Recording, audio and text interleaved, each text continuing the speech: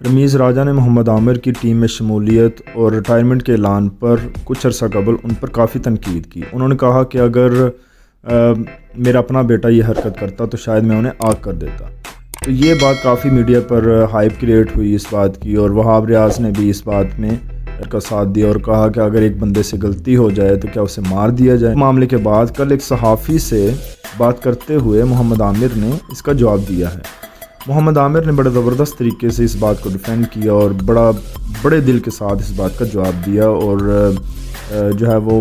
رمیز راجہ پر کوئی بھی تنقید نہیں کی، اور بڑے دل کے ساتھ جو ہے وہ اس بات کو انہوں نے کہہ کہ سنبھالا یا اس کا جواب دیا۔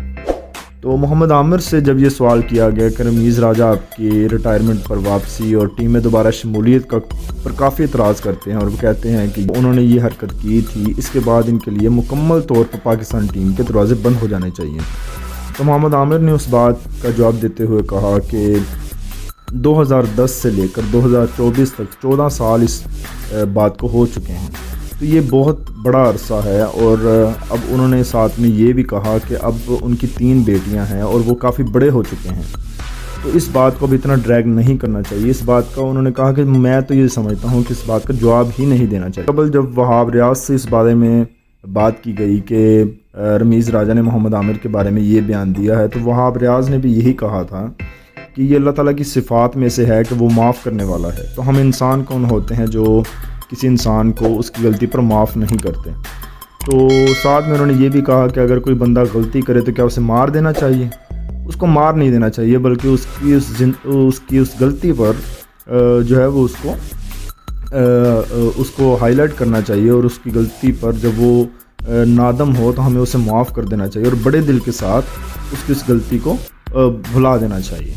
تو اس طرح محمد عامر نے بھی کل یہ بڑا زبردست جواب دیا، اور اس بات کو میں یہ سمجھتا ہوں کہ اب رمیز راجہ کو بھی دوبارہ ڈریگ نہیں کرنا چاہیے، نہیں لے کے آنا چاہیے۔ محمد عامر نے اپنی واپسی سے جتنی بار بھی وہ انہوں نے کم بیک کیا ہے، بڑا زبردست انہوں نے پرفارم کیا۔ 2017 کی جو چیمپئن ٹرافی تھی اس میں بھی ان کی جو پرفارمنس تھی وہ ہر بڑی ٹیم کے اگینسٹ بہت اچھی تھی، اور محمد عامر جو ہے وہ ویسے بھی ایک اعلیٰ پائے کے بولر ہیں۔ آپ دیکھیں کہ انگلینڈ میں ہی جہاں پہ اسپاٹ فکسنگ کا مسئلہ ہوا ان کے ساتھ، اور انہوں نے وہاں پہ جیل بھی کاٹی، کیسز بھی انہوں نے فیس کیے، تو وہاں پہ بھی وہ کاؤنٹی کھیل کے آتے رہے ہیں، ان کی وہاں پہ اچھی خاصی پرفارمنس ہے۔ اس کے علاوہ ایک مثال ہے کہ اس معاملے کو اتنا ڈریگ کرنا ہی نہیں چاہیے تھا رمیز راجہ کی طرف سے بھی۔